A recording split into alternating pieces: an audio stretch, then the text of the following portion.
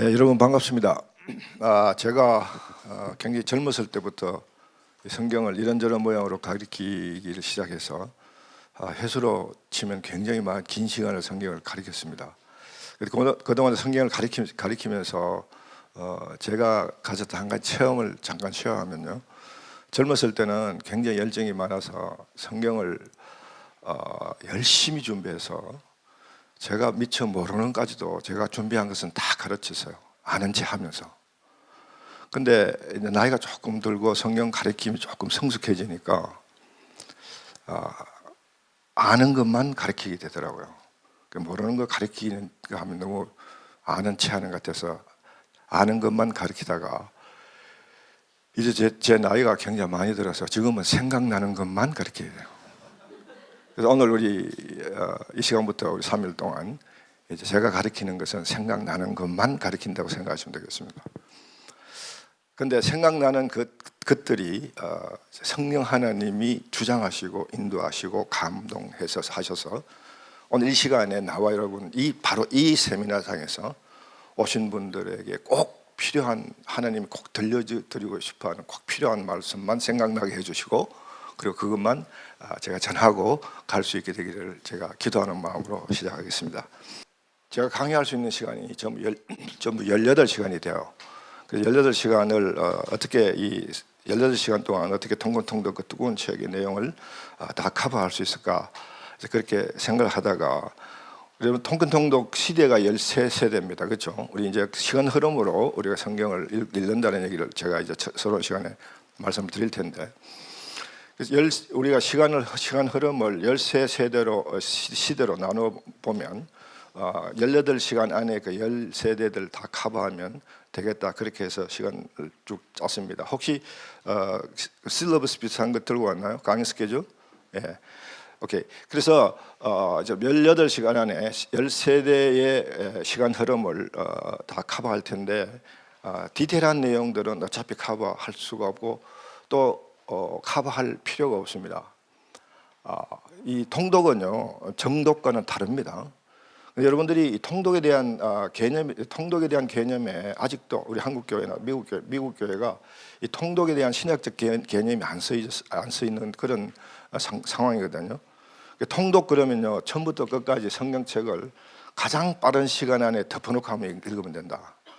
제가 한 말 중에 덮어놓고라는 말에 신경 쓰십시오. 그게 굉장히 중요한 얘기입니다. 통독은 그냥 덮어놓고 하면 읽는다, 이런 개념을 갖고 있는 게 통독에 대한 우리의 이해예요. 예, 우선 여러분, 우리가 지금 통독을 하는 것에 관하여, 그리고 여러분 성경을 통독을 하게 해드리려고 이 책도 만들고 성경도 편집해서 여러분이 성경을 통독하게 하기 위해서 지금 강의도 하고 하는데, 통독과 정독의 차이는 뭐냐면요, 정독은 그야말로 여러분들이 한 구절 한 구절 감동되는 대로 이제 한 구절 가지고 며칠씩을 읽고 기도하고 묵상하고 뭐 이런 시간을 무한정 쓰는 거야. 그래서 성경 전체를 1년, 2년, 3년, 4년 걸쳐서 이제 정독을 해 나가는 게 되는 거죠. 통독은 첫째는 빠른 시간 안에 한번 읽어야 돼요. 얼마나 빠른 시간에 읽어내느냐 하면, 성경의 통전적 이해를 할 수 있도록, 성경적 통전적 이해라는 걸 설명해 드리겠습니다만, 통전적 이해를 할 수 있는 그 시간 기간 안에 너무 느리게 잡지 말라는 거죠. 너무 빨리 잡아도 통전적 이해를 하는데 의미 없는 시간이 될 수 있어요. 그래서 통전적 이해를 위한 가장 적절한 시간 안에 성경을 쫙 한번 읽어내는 거죠. 쫙 읽어야 통전적 이해가 잡힙니다.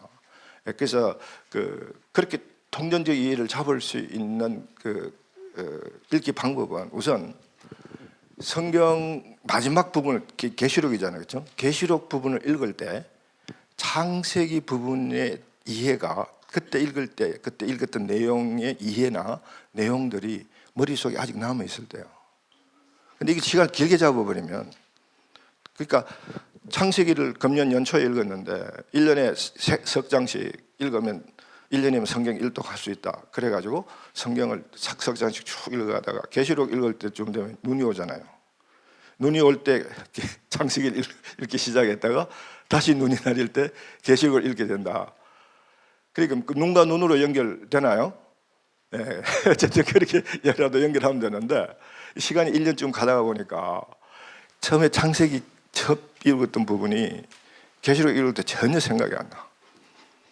아예 성경 처음에 읽었던 적이 있었냐고 생각이 안 나고 하루에 석 장씩 읽어 나간다는 그 기분만 끌고 가는 거야. 그러다 보면 계시록을 읽는데 창세기 생각이 안 나니까 계시록은 별개의 책처럼 생각되어 버리죠.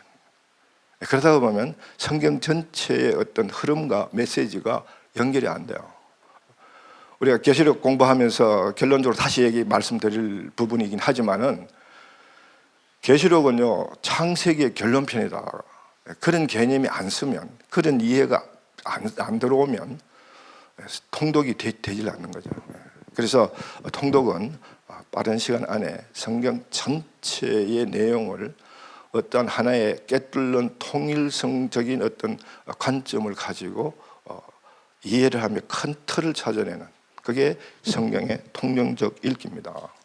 이게 이 성경의 통전적 읽기가 우리 성경 읽기뿐만 아니라 성경 정독하는 읽기뿐만 아니라 우리 모든 교회 신앙생활의 기본이 되는 거죠.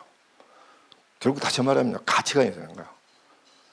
그래서 통독은 한 발짝 더 나가서 말씀드리면, 통독은 우리의 생각과 가치를 성경적으로 바꾸는 가장 기초적인 작업이에요. 성경의 그런 통전적 이해가 안 들어서면요, 우리의 생각과 가치가 성경적으로 바뀔 수 있는 가능성이 없어진다는 거죠. 그래서 이 성경의 통전적 읽기는 매우 중요한 겁니다. 그래서 통독은 성경을 통전적으로 이해하기 위해서 읽는 거다, 그렇게 생각하셔야 돼요. 그런데 우리 한국 교인들, 미국 교회, 제가 미국 신학교를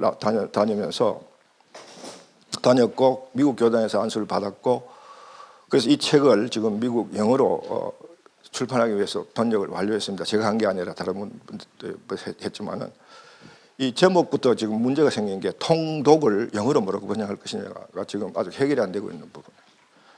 제가 인도에 가서 현지인들이, 영어로 쓰는 현지인 신학교에서 영어로 강의를 하면서도 통독이라는 말이 통하지 않아서 어떻게 얘기를 했냐면 reading through the Bible. reading through the Bible. 근데 뭔가 찜찜해. 그렇죠. 우리 인도에서 제가 강의할 때 오셨던 분이 여기 한번 와 계시네. 그래서 whole Bible reading. 그것도 너무 한국식 번역 같고 좀 그렇게 애로사항이 있습니다. 그만큼 이 통독에 대한 개념들이 한국 교회나 미국 교회는 안 써 있다는 거죠. 그래서 통독은 덮어놓고 읽으면 된다.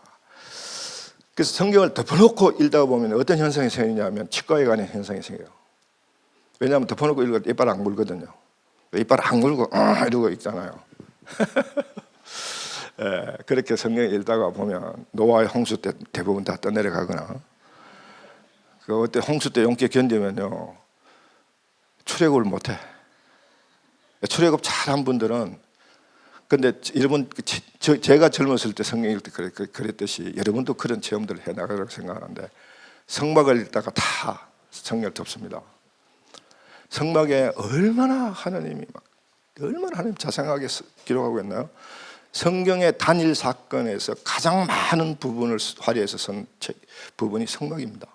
창세기 25장에서 출애굽기 25장에서 출애굽기 40장까지 32장에 금송아지 숭배 사건이 나오는데, 거기 성막과 관계없는 내용 같아도 성막을 쓰다가 금송아지 숭배 사건을 넣는 데는 성막과 매우 밀접한 메시지를 담고 있어요. 저 엉뚱한 사건이 아닙니다.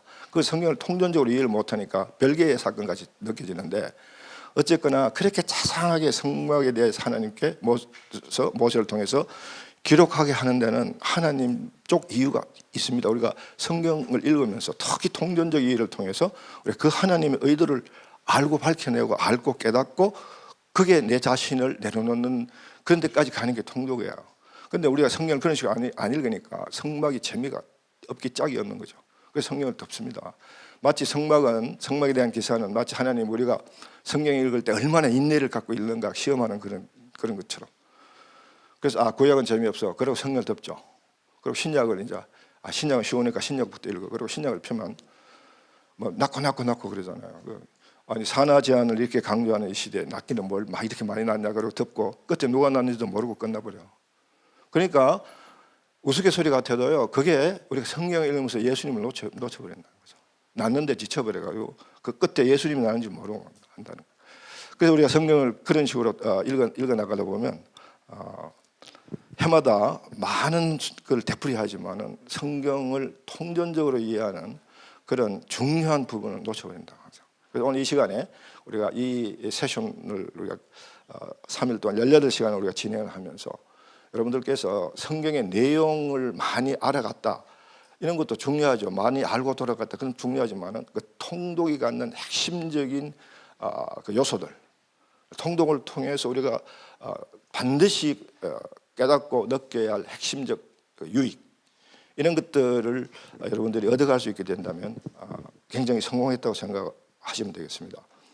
우리 성경 한 구절 펴겠습니다. 우리가 왜 성경을 읽어야 되는가, 우리가 왜 성경을 읽어야 되고 성경을 읽어서 얻는 유익이 뭐냐 하는 것이 첫 시간 서론 강의입니다. 그래서 여러분들이 사실은 이 서론 강의가 보통 저는 이 세미나나 이런 데 할 때는 서론 강의만 한 6시간 강의를 합니다. 신학교 강의할 때 이 통독이 학점이 적은 학점이지만은 우리 이제 미국에 있는 우리 장신 그 대학의 이 통독 강의는 신입생 전원 필수 과목이에요. 그 학점 실천신학 쪽 계통에서 학점 적게 배정되어 있지만은 신입생 필수이기 때문에 무조건 해야 돼요. 하는데 성경 통독에 관하여 강의가 아니라 성경을 직접 읽혀요. 읽는데 학점 그 배율을 70%를 줘요. 성경을 다 읽지 아니하면. 근데 성경을 여러분들이 이게 16주 과정으로 성경을 일도하게 돼 있어서 딱 한 학기거든요. 그 한 학기 내 성경을 읽는데 그 읽기에 도움 주기 위해서 제가 이제 강의를 딱 10시간을 합니다. 20시간을 하는데 10시간을 서론 강의를 해요. 서론 강의에는 신학생들이 가져야 할 모든 성경 통독에 대한 신학적 배경이 소위 말하는 성경 신학적 배경이 다 들어 있습니다. 오늘 우리 한 시간에 그 얘기를 제가 다 할 저주가 없지만은 아주 핵심적인 얘기들만 제가 좀 해나가도록 하겠습니다. 우선 여러분 성경 디모데후서 4장 3절과 4절을 한번 찾으시기 바랍니다. 다 찾으신 줄 알고 제가 읽습니다. 때가 이르니 사람이 바른 교훈을 받지 아니하며 귀가 가려워서 자기의 사욕을 따라 스스로를 많이 두고 또 그 귀를 진리에서 돌이켜 허탄한 이야기를 따라내라. 이게 바울이 디모데, 이제 목회를 시작하는 디모데에게 이 목회를 어떻게 했으면 좋다, 그런 지침을 내리는 게 디모데 전후서 아닙니까? 우리는 성경학적으로 이것을 목회서신이라 그럽니다. 목회서신은 목회하는 자에게 준 바울의 서신이다라고 출발하지만은, 그러므로 오늘날에서는 모든 목회자, 특히 목사들이 읽어야 할 책이다라고 생각하면 안 됩니다. 그게 바로 성경을 통전적으로 이해를 못하기 때문에 그래요. 여러분, 하나님 앞에서는 목회자가 따로 있고 평신도가 따로 있는 거 아니에요. 우리가 이제 출애굽 공부하면서 얘기를 할 겁니다만은, 하나님이 시내산 언약을 맺고 이스라엘 백성 노예에서 해방시켜서 하나님이 그 백성들 선택하시고 언약을 맺었을 때 그 핵심이 뭐냐면요, 제사장 나라를 만드는 데 있었다는 거죠. 제사장. 이 제사장 개념이 우리 성경을 통전적으로 이해하는 개념 중에 또 포함되는 개념인데, 이 제사장이라는 말은요, 영어로 프리스트라는 말은 라틴어 그대로 온 프리스트예요. 이 프리스트라는 라틴어적 의미는 브릿지, 다리 역할을 하는 거야.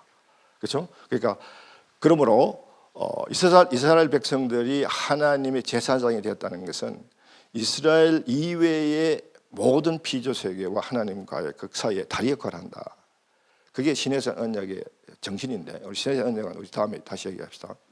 굉장히 중요한 언약이기 때문에 꼭 우리 공부를 해야 돼요.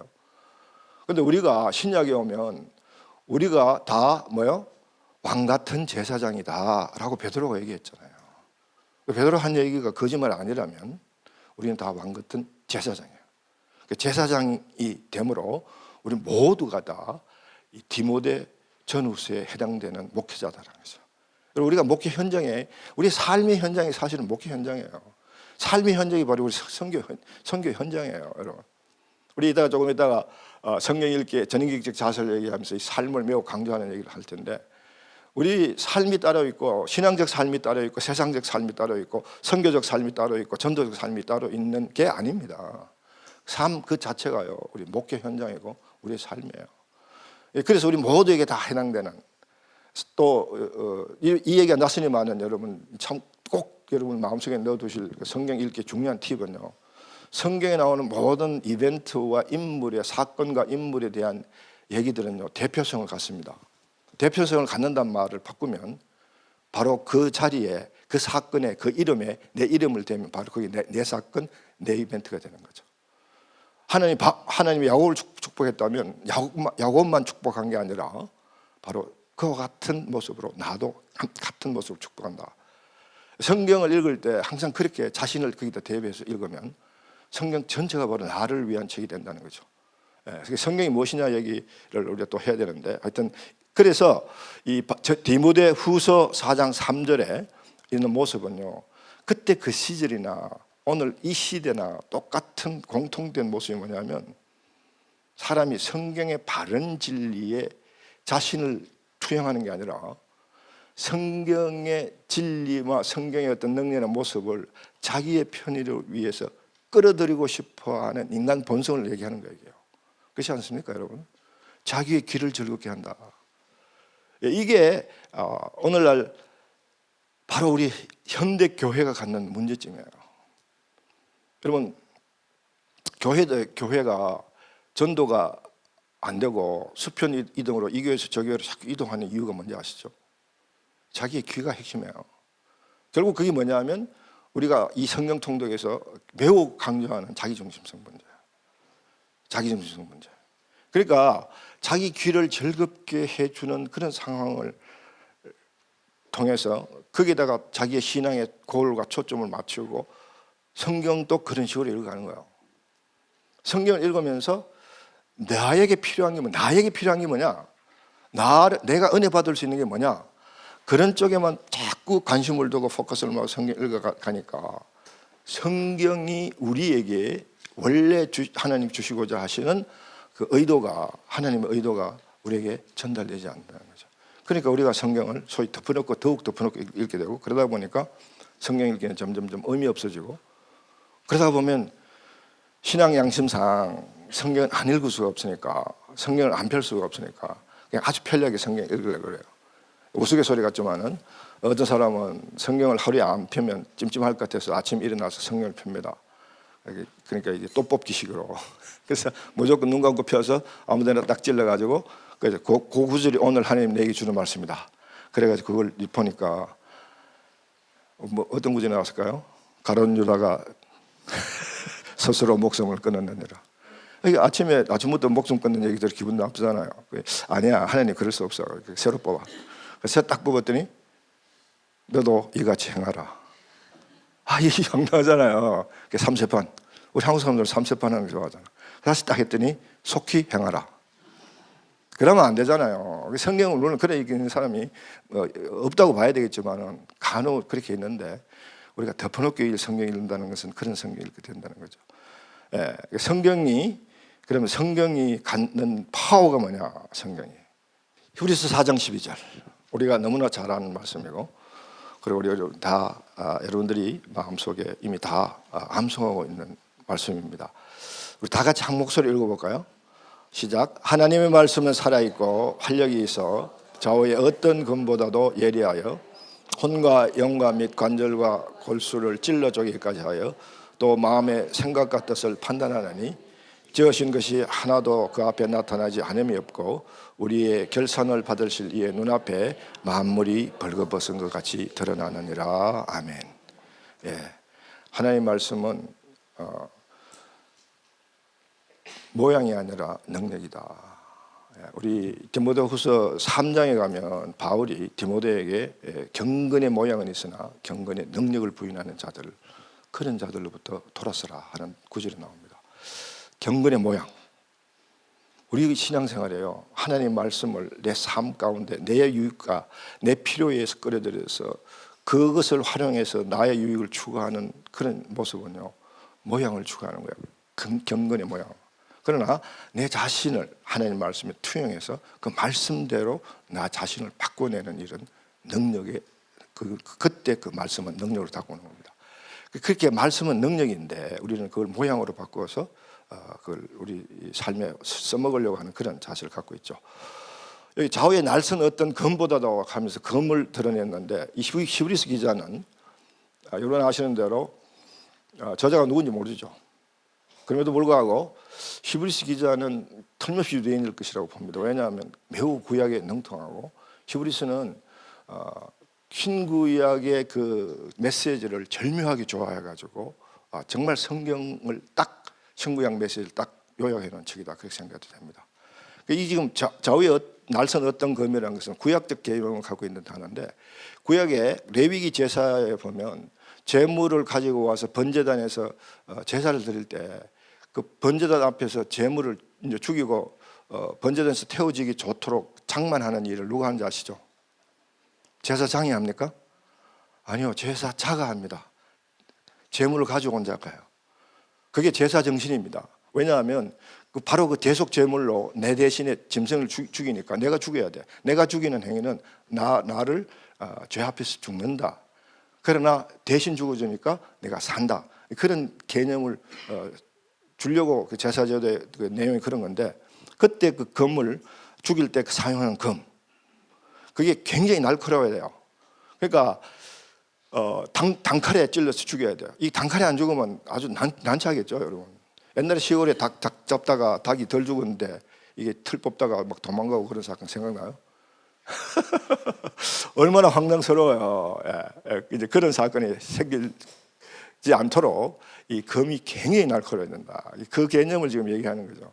그러니까 웬만한 검은 재물을 단칼에 죽인다는 거죠. 특별히 또 제가 이 양을 주업이나 양을 주식으로 하는 지역에 선교지에 가서 가끔 양을 이제 잡는 걸 한두 번 보게 되는데, 근데 그렇지 않아도 양은 죽어요. 양은 잘못 찍어도 죽더라고요. 그래서 이스라엘 백성들이 양을 제물로 삼지 않았나 싶어. 정말 100% 순종이야. 죽으면 죽으리라 그래 죽는 거야. 그 참 대단하더라고요. 어쨌든 이 검은, 이 날쌘 검은 단칼에 대속물이 될 짐승을 죽여버린다. 그와 같이 예리한데 하나님의 말씀으로서의 검의 예리성은 단순히 눈에 보이는 우리가 피지컬리 보이는 어떤 물체를 죽이는 그것보다 더 예리해서 보이지 않는 것까지 깬다는 거죠. 보이지 않는 게 뭐예요? 여기서 혼과 영이잖아요. 다시 말하면요, 여러분이 말씀을 읽어가지고 우리의 모양, 겉모양만 변화받는 것처럼 하는 것은 좀 모양, 근근의 모양이에요. 그런데 우리의 속사람, 우리의 혼과 우리의 영이 말씀에 의해서 깨어질 때 그 말씀이 능력으로 우리에게 작용하게 되고 그렇게 읽을 때 성경을 제대로 읽는다는 거죠. 여러분, 그렇게 성경을 읽기 위해서는 여러분의 성경을 제일 먼저 통전적으로 이해를 해야 돼요. 그래서 도대체 성경이 우리에게 주시고자 하신 핵심이 무엇이며 그래서 도대체 성경이 무엇이냐? 성경이 무엇이냐? 자, 그러면 우리의 영과 혼과까지도 찔러 쪼갤 수 있는 이 말씀, 하나님의 말씀, 이것이 성경인데, 자, 그럼 여러분 서론의 본론에 들어가기 전에 서론의 결론으로서 성경이 무엇인가? 성경이 무엇이요? 하나님의 말씀으로서 영과 혼과 갈수를 찔러 쪼개는 능력을 갖고 있는가? 성경. 여러분 그렇게 데피니션 내릴 수 있습니까? 맞습니다. 그건 100점이에요. 제가 신학교에서 신학생들을 가르칠 때 그렇게 쓰면 점수를 안 줘요. 누구나 다 쓸 수 있는 답. 신학생 좀 돼가지고 그렇게 써서 되겠냐? 난 그러면서 너가 생각하는 너의 삶 가운데, 너의 실존 가운데, 하나님과 관계 가운데 성경이 무슨 의미를 갖고 있느냐, 그걸 묻는 거죠. 거기에 대한 답변이 성경에 대한 나의 기대감입니다. 그런 기대감을 갖고 성경을 읽어야 성경이 그 기대감을 충족시켜 줄 수 있고, 그 성경의 기대감이 충족이 될 때 내가 말씀으로 의해서 내 생각과 내가 영과 혼이 깨어질 수 있게 되는 거죠. 자, 그렇다면 이 시간에 우리 한 사람 한 사람 다 답변을 들어볼 수 있는 시간이 없지만, 여러분 제가 이렇게 여러분들에게 그 성경이 무엇이냐에 대한 이 질문에 도전을 먼저 받으셔야 돼요. 지금까지 여러분들이 성경을 어떻게 생각하느냐? 그저 막연하게 남들이 하는 대답, 일반적으로 다 흔히 하는 대답, 말씀이다, 하나님이 계시다, 뭐 하나님 우리에게 보낸 연애 편지다. So what? 그게 어떻다는 거예요, 그게? 그리고 여러분의 삶과 그런 말씀이 어떻다는 거냐고요. 그거를 여러분들이 분명히 여러분들이 가지셔야 돼요. 각자 하나님 앞에서. 이 시간, 첫 시간에 서론에서 제일 먼저 여러분, 나는 지금까지 성경을 뭐라고 생각해 왔던가. 자, 그리고 앞으로 이 강의를 통해서 과연 그럼 이 성경이 내 삶과 내 오늘날 살아가는 이 삶, 하나님이 이 세상에 나를 존재케 하신 그 이유 가운데 과연 이 성경이 무엇이고 무슨 역할을 할 것이며 하는 그런 데 대한 여러분 생각을 이 한 세션을 통해서 그것만 해도 여러분 분명히 잡아간다면 굉장한 유익을 얻을 수 있습니다. 자, 그러면 우선 여러분 성경 읽기 기간에 대한 얘기를 잠깐 나누고 본론에 들어갈게요. 서론의 본론에 들어갈게요. 성경은 전부 1189장입니다. 그렇죠? 그런 게 그래요, 안 그래요, 여러분들도? 그래서 왜 90일로 그러면 1189장을 읽어야 되느냐 하면은 아까 전에 얘기했듯이 제가 성경 통독 사역만 한 10한 몇 년째 지금 했는데 그 전까지는 성경을 뭐 주제별로 가르치고 저렇게 가르쳤는데 성경 통독 사역을 시작하면서 이 기간을 어떻게 잡느냐를 가지고 고민을 많이 했습니다. 그래서 우리 같이 이렇게 하면서 여러 가지 기간을 정해서 임상 실습을 하면서 가르쳤는데 60일도 해보기도 하고요. 제일 길게는 180일도 해봤습니다. 그리고 이제 120일도 해보고 100일째를 하려고 했던데 100일이라는 말은 무속적인 단어 숫자거든요. 여러분 계시록의 숫자는 좀 상징적이지만은 우리가 성경에 나온 숫자를 상징적으로 풀 때 무속적으로 풀면 안 됩니다. 그런데 우리 한국 그 교회는 무속적 성향이 우리 민족 문화 가운데 굉장히 많아서 성경을 풀 때도 여러분 놀랍게도요. 저는 이제 이 한국 문화로부터 떨어져 40년 살았기 때문에 우리 한국 문화를 객관적으로 좀 볼 수 있는 눈이 조금 있어서 이렇게 서구의 그 기독교 문화와 제사했던 그 문화와 한국의 찬란한 5,000년 배경을 갖는 문화를 비교해 보면요, 우리 문화는 굉장히 무속적입니다. 그런데 우리가 그걸 같이 있을 줄 몰라요. 그래서 성경을 풀 때 성경을 무속적으로 푸는 경향이 굉장히 많은 걸 보게 된다는 거죠. 그래서 제가 통독을 하면서 통전적 이해, 성경으로 푸는 그 능력, 그걸 가져야 되겠다. 그게 안 가져지면 우리는 그 성경을 무속적으로 풀고도 그걸 성경적으로 푸는 걸 착각하는 거예요. 이거는 하나님 우리에게 성경을 준 이유를 무시해버린다. 그래서 이 100일이라는 얘기를 나오다 했는데 이 100일이라는 얘기를 하려고 했을 때 이 무속적이다 그래서 100일을 안 하고 90일로 줄였죠. 그렇게 쭉 했는데 제가 말씀드린 대로 60일은 시간이 너무 촉박해요. 60일을 읽으면 하루에 성경 3시간씩 읽어야 되는데 이민생활은 훨씬 여기보다 삶이 바쁘고 타이트하고 막 그 마음이 여유가 없습니다. 하루에 3시간 시간을 도저히 못 내요. 그래서 실패하죠. 180을 해보면요, 우리 한국 사람들은 또 빨리빨리 문화에 익숙하잖아. 뭐든지 빨리빨리 해야 돼.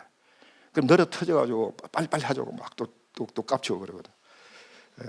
그래서 해보니까 90일이 제일 좋더라고요. 90일 하고 나면 많은 분들이 아까 전에 말씀드린 대로 창세기 부분이 아직도 기억에 남아있더라. 그렇게 간증한 분들이 굉장히 많아요. 그리고 또 다른 이유는 90일의 숫자가 우리 한국 사람들은 굉장히 반가운 숫자잖아요. 왜 그래? 꼭 이래기 처음 듣는 저런 표정이 많은가? 화투 안 쳐봤어요? 화투 치면 갑오. 갑오가 9잖아요. 그건 농담이고. 그래서 90일이 제일 좋은데 1189장을 90일에 읽으면 하루에 10석 10석장이 있는데 여러분의 평균 독해력을 가지고 읽을 때 40분 정도. 그래서 20분 정도 제 책에 있는 내용을 가지고 20분 공부하고 그리고 40분 성경 읽으면 딱 90일 만에 성경을 읽게 된다. 이 패턴 이대로 지금 제가 미국에서 우리 사역원 전속 강의실을 개설하고 그걸 하나님께 바치는 의미로 우리가 90일 성경 읽기 새벽 기도를 해요. 새벽에 한 20여 명이 모여서 이대로 성경 제가 20분 해설하고 딱 그냥 CD 다 있잖아요, 그렇죠? 네, CD를 딱 틀면 성경 읽죠. 그러고 이제 한 15분 정도 읽었던 부분에 감동이 되는 부분들 묵상케 하고 그리고 남은 시간에 기도하고 가게 되는 그런 패턴을 지금 하고 있거든요. 그러면서 우리가 기도 제목입니다. 온 세계 한인교회가 새벽기도가 굉장히 열심히 하는데 그 새벽기도에 이 말씀 읽기 새벽기도를 했으면 좋겠다. 아침에 말씀으로 새벽을 깨운다. 다윗이 이제 내가 내 마음에 정하고 정했사오니 내가 새벽을 깨우리로다. 그런 결단을 했던 것처럼 우리 한국교회도 이제는 말씀으로 아침을 깨우고 말씀으로 시작할 수 있는 그런 그게 되었으면 좋겠다고 생각을 합니다. 자, 성경이 무엇이라 얘기부터 제가 말씀드릴 테니까 제 강의를 그대로 여러분의 성경이라고 하지 마시고 이제 그 강의를 들으시고 나는 이 성경을 어떻게 생각해야 되겠느냐 하는 걸 중심으로 여러분 생각을 해나시기 바랍니다. 제가 어느 미국 교회를 갔다가 들은 얘기를 그대로 인용해서 먹는데 이 영어로 하는 것들이 좀 불편하시면 그냥 이걸 자꾸 여러분 한국화 하십시오 스스로. 이 영어로 우리 성경을 바이블이라고 그럽니다. 이 바이블에 영어 철자법에 의한 그 약자를 푸는 것이 이제 성경이라고 그 목사님 얘기를 하는데 저는 그게 한 120%가 동의가 돼서 이걸 제 강의에 서먹기로 했어요. Basic information before leaving earth. 이걸 번역하면 성경은 이 땅에 살아갈 때 필요한 기본 정보를 제공하는 책이다. 맞습니까? 여러분, 성경은요 은혜 받는 책이라고만 생각하면 안 됩니다. 은혜 받는 것도 중요해요. 성경 읽고 은혜를 받고 감동되고 감화받고 해야 되는 것들이 중요하지만 그러나 그것이 우리의 감성만 자극하는 은혜가 되면 그거는 어쩌면 해악을 끼칠 수 있다고요. 그것은 우리의 영적 교만을 일으킬 수도 있는 그런 부분이기도 합니다. 그러기 전에 우리가 뭐를 우리가 성경 속에 찾아내야 되느냐 하면요, 베이직 인포메이션. 성경이 하나님이 계시고 하나님 우리에게 준 말씀이라 맞는데 그렇다면 그러면 그 성경이 나에게 무엇을 주고자 하나, 뭘 하나님이 계시하시려고 한 거며 뭘 하나님이 나에게 말씀하시고자 한 거냐 하는 나라는 데 초점을 일단 맞추어서 성경이 무엇이냐라는 것들을 어프로치 해봐야 되는데 그걸 이제 포괄적으로 얘기하면 베이직 인포메이션, 기본 정보다. 이 기본 정보라는 개념 속에는 많은 그 의미의 정보를 넣을 수 있습니다. 그게 바로 여러분 성경의 기대감이고 또 그걸 통해서 여러분이 개별적으로 찾아낼 성경의 진리이기도 한데, 자, 제일 먼저 여러분 우리가 일상 삶을 살아갈 때 우리가 제일 먼저 본능적으로 추구하는 게 뭐냐면 복이잖아요. 그래요, 안 그래요? 여러분, 파스칼이 빵세에서 모든 인간은 예수를 믿든 안 믿는 어떤지 간에 모든 인간은 복과 관계되지 아니하고는 동교부여를 받지 못한다라고 얘기했습니다. 그 말은 인간의 본성을 가장 잘 나타낸 말이에요. 신락은 복락을 쓴 영국의 문학가 존 밀턴은 인간의 최고의 복은 하나님이 함께 해주시는 것이다. 이렇게 신앙적으로 그렇게 어프로치했습니다. 자, 그러면 우리 성경적 복이란 무엇인가? 그걸 한번 찾아보겠습니다. 여러분, 이 복복자 이 단어를 여러분 제가 한번 써드리면 이 복복자가 이런 의미가 있습니다. 여러분, 이게 무슨 자죠? 한문 다 아시죠, 그렇죠? 밭전자입니다. 우리 한문에서는 밭전자인데 오늘 이 시간에 나와 여러분 사이에만 소통하는 그 소통 기호로 이 밭전자를 에덴 전자로 바꿉니다. 그런데 이게 사실은 에덴 전자의 모습을 갖고 있어요. 성경 창세기 2장에 에덴에 대한 얘기가 나오면서 강이 발원하여 사방으로 흐른다, 그런 표현이 있지 않습니까? 그런데 그게 강이 중앙에 한 시점에서 발원해서 네 갈래로 흘러간다, 그런 얘기는 아닌데 어쨌든 그 에덴이란 강 안에 강 4개가 이래 흘러간다.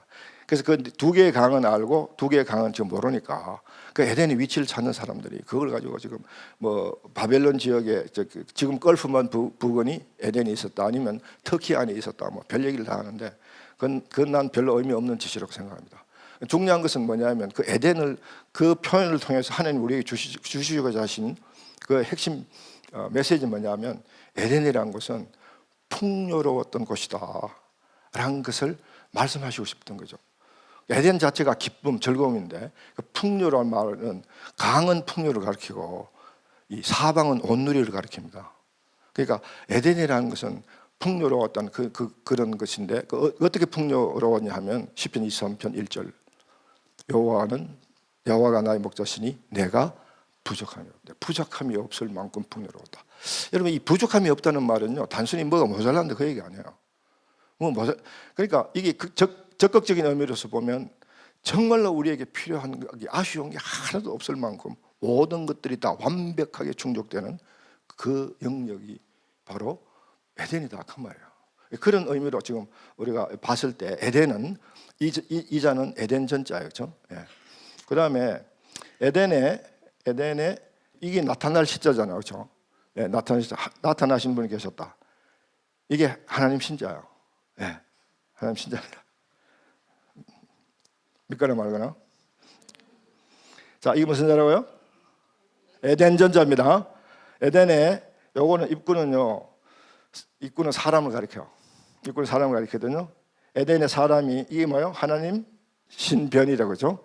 에덴에 사람이 하나님과 함께하는 것이 복이다. 맞습니까? 그러도록 합니까? 이게 내가 지은 얘기 아니고 이게 근거가 있습니다. 근거는 지금 시간이 없어서 생략하고요. 이게 바로 성경은 그럼 이걸 어떻게 얘기하고 있는가 하면요. 시편 여러분 성경 가지신 분 계시면 찾으시고 아니면 이 앞에 슬라이드를 보시면 되겠습니다. 꼭 여러분 이 구절 꼭 함성에 머릿속에 꼭 넣어놓으세요. 여러분 우리가 성경이 얘기하는 복, 이 복은 이 성경이 얘기하는 복이 바로 우리 복의 복관이 되어야 되고 우리의 복관이 우리 복에 대한 우리의 가치관이 이걸로 형성될 때 우리 인생관이 바뀌고 우리의 가치관이 바뀌고 우리의 생각하는 사고 방식이 바뀌게 돼 있습니다. 아까 우리 파스칼이 얘기했던 것처럼 모든 인간은 복과 관계되지 아니하고는 움직이지 않는다라고 했을 때 여러분 세상에서 복에 대해서 제일 민감하고 또 좀 조금 언어가 좀 어떨지 모르지만 복에 대해서 가장 환장할 정도로 좋아하는 민족이 누군지 아세요? 나는 지금까지 살아오면서 우리 한국 사람인 줄 알았어. 우리 한국 사람은요 어디든지 복이 있잖아요. 여러분 복자 써놓은 거 뭐 갖고 있는 거 없나요? 예, 수저에도 복자 써 있죠. 뭐 베개 옆에도 복자 써 있죠. 뭐 복조리 만들어 던지죠. 뭐 모든 게 복이야. 복 받으세요. 근데 중국 가서 어느 그 아파트에 들어가는데 이 복자를 중국 사람들은 빨간 바탕에 금빛 걸로 써가지고 이 복자를 한 문자로 써가 그걸 거꾸로 이렇게 붙여놨더라고. 그래서 내가 성교사님 보고 저거 거꾸로 붙였네요. 바로 붙여야 되겠다니까 성교사님 하시는 말씀이 목사님 그건 중국 사람이 기대입니다. 복자를 거꾸로 붙이면 복이 더블로 온대요. 와 그래서 제가 그럼 한수 우린 2등이다 그러고 왔는데 이것만큼 세상 모든 민족이 blessing, 복, top 뭐 복과 관계되지 않는 복과 관계된 단어가 없는 민족이 없습니다. 근데 성경은 그 복을 뭐라고 그러냐? 우리 시편 73편 28절 전반부만 읽겠습니다. 시작. 하나님께 가까이함이 내게 복이라. 거기까지요. 하나님과 함께하는 게 내게 복이다. 그러므로 성경에 나와 있는 하나님의 많은 속성을 드러내는 인물 중에 우리의 삶과 우리 일상의 삶과 가장 관계되면서도 아름다운 이름이 임마누엘입니다. 하나님과 함께하는 하나님이 우리와 함께 해주신다. 여러분 하나님이 우리와 함께 한다는 그 확신 그만큼 더 즐거운 확신은 없죠. 우리가 매일 기도하면 우리가 매일 삶으로서 우리가 성경을 읽고 모든 추구하는 것이 결국 여러분 가만히 한번 생각해 보세요. 하나님이 우리와 함께 해주시기는 마음 그게 우리의 기도 제목 아닙니까? 우리의 간절한 가장 깊은 곳에서 간절한 기도 제목은요 뭘 해달라 뭐 해주세요 다 이런 기도 제목들 근지에 깔고 있는 것은요 결국 하나님이 함께 해주세요. 하나님의 손잡아 주세요. 하나님이 나를 이끌고 가주세요. 그거 아닙니까? 왜? 그 하나님이 나를 만드시고 창조주시고 나의 섭리주이시기 때문에 그 하나님을 잡는다는 것만큼 큰 복이 없다는 건 당연한 얘기죠. 예. 바로 자 여기로 다시 돌아오면 자 그럼 여러분 한 가지 정리합니다. 그럼 성경이 뭐냐? 우리가 이 땅에 살아갈 때 필요한 기본 정보를 제공해 주는 책이다. 자 그러면 기본 정보는 뭐냐? 기본 정보는 뭘까요? 정리가 됩니까? 그렇다면 그 기본 정보가 뭐였냐 하면 복 받는 길을 가르쳐 주는 것이다. 어떻게 하면 하나님과 함께해서 성경을 읽음으로 너희들이 하나님이 너 삶 가운데 주시기로 약속했던 그 약속된 복을 우리 성경 속에서 찾아낼 수 있는가? 그리고 어떻게 그걸 누리고 살아갈 수 있는가? 그거를 가르쳐주는 책이다. 맞습니까? 정리하십시오. 그렇게 그걸 더 여러분 구체적으로 더 좁히시고 더 좁히셔서 그렇게 하시는 것은 여러분 몫입니다. 내가 일일이 여러분 1대1로 이 성경 통독을 해드릴 수가 없어서 구체적으로 여러분들의 삶에 하나님이 어떻게 역사하실지가 알 수 없으니까 여러분 기도 가운데 꼭 그걸 그렇게 잡아가야 된다는 거죠. 예. 자, 그러면 우리가 이렇게 복을 추구하는 하나님이 우리와 함께 해 주시는, 그렇게 해서 그런 복을 누리는 그런 성경 읽기, 그런 기본 정보를 담고 있는 이 성경을 우리가 어떻게 읽어내면 그런 복을, 그런 하나님과의 관계를 찾아내고 회복하고 그 복을 누릴 수 있는가를 이제 이게 가장 중요한 부분이에요. 여러분 성경 읽는 이 자세가 아까 얘기 덮어놓고 읽는 게 아니라 이 자세가 중요하고 그 자세를 근거로 하는 관점을 가지고 읽어나가는, 안경을 가지고 읽어나가는, 이것만 이 강의를 통해서 여러분이 새롭게 깨달아지고 이해되지고 그것들이 여러분 성경 읽기에 적용되어 줄 수 있다면 이 강의는 매우 성공한 강의가 된다고 저는 그렇게 위로합니다. 성경을 우리가 덮어놓고 읽는 것이 아니라 전인격적으로 읽는다는 것을 이제 말씀드리고 싶은데, 자, 여러분 이 얘기하기 전에 이제 앞에 부분을 다시 정리하는 마음으로, 자, 여러분 예수 왜 믿나요, 여러분? 여러분 예수 믿는 이유도 여러분 분명히 그게 답변이 있어야 돼요. 근데 여러분이 예수 믿는 이유를 나는 아는데, 왜 믿는지 나는 아는데, 또 강사 목사가 물어보니까 지금 갑자기 당황해서 답변을 못한다. 그 정도면 괜찮습니다. 근데 아예 예수 믿는 이유 자체도 모르고 예수를 믿는다면 그 예수 믿는 것도 덮어놓고 믿는 거예요. 그렇죠? 예, 그래 예수 믿어가는, 예수님이 이 땅에 나를 위해서 오신 이유를 모르잖아요. 그런 것도 여러분 성경 읽기 이 질문과 관계해서 매우 중요한 질문인데, 여러분 나는 예수 왜 믿느냐고 물으면 난 당당하게 대답할 수 있어요. 복 받으려고 믿는다. 여러분 당당하게 대답할 수 있나요? 예. 근데 우리가 자꾸 아직도 여러분들이 복이라 그러니까 세상적 복, 물질적 복, 장수하는 복, 세상 사람들이 막 추구하면서 막 사기도 치고 막 거짓말도 하고 어쩌든지 막 그런 복만 받으면 된다고 생각해서 막 그런 복을 추구, 예수를 믿어서 그런 복을 추구한다고 생각을 하니까, 예수 믿어서 복 받는다 그러면 뭔가 속 보이는 것 같아서 그렇게 선뜻 답을 못해요. 안 그렇습니까? 만약 그런 분이 있다면 지금 이 시간에 생각 다시 금방 바꿔야 돼요. 뭐라 그랬나요? 복을, 성경의 복을 하나님과 함께 하는 것이 복이다. 그럼 그 하나님과 함께 할 수 있는 유일한 길이 뭔가요? 예수 그리스도를 통해서만 하나님과 함께 할 수 있는 거예요. 그러니까 우리가 예수 믿어야 할 이유가 분명히 있는 거죠. 예수 그리스도를 통해야만 하나님과 함께 할 수 있기 때문에. 그래서 우리는 예수를 복받기 위해서 믿는다, 그렇게 얘기를 할 수 있다는 거죠. 그럼 예수를 어떻게 믿어야 되느냐? 그럼 그 예수를 어떻게 믿어야 되느냐? 그 얘기는 우리가 어떻게 성경을 읽어야 되느냐 하고 같은 얘기예요. 그래서 우리가 예수도 전인격적으로 믿어야 되고, 그렇죠? 우리 온 마음과 뜻과 정성을 다하여 하나님을 사랑하고 내 이웃을 내 몸같이 사랑하라. 십계명의 영성을 가지고 예수님을 믿는 거 아닙니까? 여러분 예수도 그렇게 믿어야 돼요. 가서 그냥 은혜 받고 복 받고 막 가슴이 뜨거워지는 그런 마음으로 예수를 믿는 것은 뭔가 잘못된 예수의 믿음 방향이에요. 우리 교회 나가서 여러분이 예배하고 찬송하는 목적이 내가 뭔가 그냥 뜨거워지고 막 후련해지고 카타르시스가 오고, 그건 예수 믿는 바른 방법이 아니에요. 그렇죠? 그와 같이 예수님도 전인격적으로 믿어야 되고 성경도 전인격적으로 읽어야 된다. 그래서 우리는 성경을 지성적으로 읽어야 되고 감성적으로 읽고 의지적으로 읽어야 됩니다. 지성적으로 읽는다는 것은 그야말로 성경을 공부하고 탐구하고 성경의 내용이 무엇인가를 우리가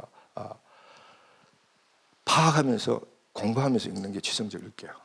그런데 이제 문제는 성경의 지식을 습득하고 성경에 대한 내 지적 호기심을 충족하는 성경 공부가 아니라 그 성경 공부, 성경을 탐구하고 공부하는 모든 초점이 하나님 바로 아는데 맞춰져 있어야 된다. 그게 핵심이에요. 모든 성경 읽기의 핵심은, 모든 성경 공부의 핵심은 하나님 바로 아는데 포커스가 맞춰져 있어요. 여러분, 구약을 읽어보면요, 이스라엘 백성들이 얼마만큼 하나님을 자기식으로 이해하고 또는 오해하는지 우리는 성경 읽으면 금방 알아요. 성막을 얘기할 때 성막에 대한 얘기를 하다가 32장에, 출애굽기 32장에 갑자기 금송아지 얘기가 튀어나온 이유가요, 이 백성이 나를 잘못 알고 있다. 내가 그렇게도 많은 것, 그러니까 너희들이 나를 잘못 바로 알아야만 이 성막의 의미가 있는 거야. 그 성막을 통해서 내가 너를 만날 수 있는 거야. 그걸 가르쳐주고, 성막을 지은 이유가 그렇잖아, 그죠? 성막을 지은 이유가 출애굽기 25장에 내가 거할 처소를 너희가 짓대. 성막은요, 하나님 거하는 처소예요. 따라서 제2의 에덴이거든요. 우리 성막 얘기할 때 조금 구체적으로 말씀드리겠습니다만은, 하나님이 거기 와 계시는 곳인데 그 하나님을 잘못 알고 만나러 오면 어떻게 돼요? 죽어버리잖아요, 여러분. 죽는다고요, 하나님을 보면요. 그러니까 안 죽고 만나야 되는데 이 이스라엘 백성들이 이렇게 내가 많은 걸 보여줬는데도 지금 이 짓 하고 있다. 그걸 경각심을 주는 거예요. 여러분, 그게 그때 당시에, 출애굽 당시에 이스라엘 백성들의 문제였습니까? 오늘 여러분이 기도하고 여러분이 찬송하고 여러분이 매일 가서 경배를 올려드리는 그 하나님은 정말 성경의 하나님입니까? 아니면 여러분이 원하는 내 귀를 즐겁게 해주는 그 하나님이세요? 우리가 이 포인트를 놓쳐버리면 성경을 덮어놓고 아무 의미 없이 읽는다는 거죠. 성경을 읽을 때 성경 속에 계시되어지신 하나님이 직접 계시하신 그 하나님이 누구신가를 찾아내는데 포커스가 맞아요. 여러분, 성경 읽다가 특히 에스겔서에 가면 이런 얘기가 많이 나옵니다. 저들이 내가 여호와임을 알리라. 특히 구약의 하나님은요, 구약 백성들이 하나님이 누구신가를 알아주기를 너무너무 간절히 바라는 거예요. 나를 좀 알려줘. 내가 누군지 좀 알아라. 너희들은 너무나 나를 너희 식으로 안다. 그게 구약의 메시지의 중앙입니다. 또 지금 오늘 현대 교인들이, 미국 교인, 한국 교인, 온 지금 크리스천들이 하나님을 잘못 알고 있다는 거예요. 너무나 자의적으로 자기 생각으로 자기 귀를 즐겁게 해줄 수 있는 그 하나님은 지금 찾아다니는 그런 모습들을 우리가 보게 되고 안타깝다는 거예요. 왜? 성경을 안 읽으니까. 성경을 안 읽으니까 성경 속에 나온 하나님이 누구신가를 알지 못한다는 거죠. 이게 우리가 갖는 큰 하나님과의 관계 속에서 우리가 갖는 엄청난 장벽입니다. 그래서 우리는 성경을 반드시 읽어야 되고, 성경을 읽을 때 우리는 자의적으로 내 기분으로 내 생각대로 내 이해대로 읽는 것이 아니라 하나님이 원하신 방법대로 읽어야 된다. 그래서 우리 성경을 전인격적으로 읽을 때 우리 성경 읽는 가장 기본적인 첫째 자세가 지성적으로 읽어라. 덮어놓고 읽지 마라. 공부하면서 읽고 제대로 배우면서 읽어라. 그런데 그 초점은 하나님 누구신가를 아는 데다. 두 번째로, 그러면 그 하나님과 성경의 하나님이 하나님의 본성, 속성 다 배웠습니다. 자, 그렇다면 그건 우리가 객관적으로 하나님을 이해하게 해요. 객관적인 하나님, 바른 하나님을 이해하는 건데, 그런 객관적 하나님이 내 삶, 바로 얘기했잖아요. 성경이 나에게 어떤 의미가 있느냐, 그 얘기에다 맞춰서, 그럼 그 하나님이 내 삶 가운데 나의 삶과 나의 일상과 무슨 관계가 있느냐, 그 관계를 맺는 거죠. 그것이 소위 말하는 큐티학이야. 묵상하고, 그리고 묵상하면서 여러분, 묵상할 때, 큐티할 때 가장 여러분 조심하고 반드시 갖춰야 할 게 뭐냐면 하나님 누구이신가를 바르게 먼저 알아야 돼요. 그 하나님 엉뚱하게 알고 잘못 알고 내 비위대로 알아놓고 거기다가 나와 연관시키려면 그건 잘못된 하나님의 잘못된 관계를 맺는 거죠. 큐티할 때는 꼭 거기 명심하시고 먼저 성경을 해석할 때 하나님 누구신가를 반드시 정확하게 할 수 있도록 노력하셔야 되는데, 그러기 위해서는 여러분 성경 통독을 해서 성경이 통전적으로 하나님께 계시하는 하나님 누구신가를 우리는 찾아내야 된다. 그게 매우 중요합니다. 그래서 그 하나님과 관계를 맺어야 돼요. 그래서 우리는 마지막으로 1번, 2번은 성경책으로 읽는 성경 읽을게요. 2번은 의지적으로 읽는 거죠. 그렇게 관계를 맺은 대로 살아가야 됩니다. 성경 열심히 읽고 하나님 열심히 고백하고 열심히 관계를 맺었는데 삶이 없다? 이 뭔가 잘못됐잖아. 삶이 없다? 성경 아는 거하고 똑같아. 성경 읽었는데 성경대로 안 살아가면 성경 안 읽는 것과 똑같다는 거죠. 이를테면 우리는 요한복음을 공부하면서 예수님이 길이요 진리요 생명이라는 것을 배웠습니다. 아, 예수가 길이고 진리요 생명이구나. 배웠습니다. 그 다음에 묵상하며 큐티하면서 아, 그렇지, 내가 예수님이 나의 길이고 나의 삶을 주장하시는 방향을 제시해주는 분으로서 길이구나. 그리고 예수님 진리가 내 모든 사상과 내 가치관의 기초가 되어야 할, 핵심이 되어야 할 진리구나 깨달았다고요. 그래서 우리가 막 눈물을 흘리면서 예수님께 고백하고 관계를 맺었습니다. 그 삶의 현장에 가서 그 길로 나가야 되잖아요. 그런데 예수의 길로 가다 보면 때로는 엄청난 손해와 엄청난 피해를 당할 경우가 있잖아요. 그럴 때는 다 내 길을 즐겁게 하는 예수로 돌아가는 거야. 예수님 죄송합니다. 그 길로 가면 제가 지금 한 수천만 원 손해볼 거니까 잠시 실례, 그리고 자기 길로 간다. 그러고는 수천만 원 주머니에 넣고 돌아와서 주일날 와서 회개합니다. 죄송합니다. 여러분 어떻게 생각하세요? 성경이 그렇게 하라고 가르칩니까? 우리가 성경을 읽어서 그런 삶을 살라고 성경이 가르치느냐고요. 우리가 성경을 열심히 읽어야 돼요. 반드시 읽어야 돼요. 성경에 관하여 공부하면 아무 소용 없습니다. 본문을 반드시 읽는데 이렇게 전인격적으로 읽어내는 여러분 성경을 읽길 주님을 축원합니다. 첫 시간 강의를 마치겠습니다.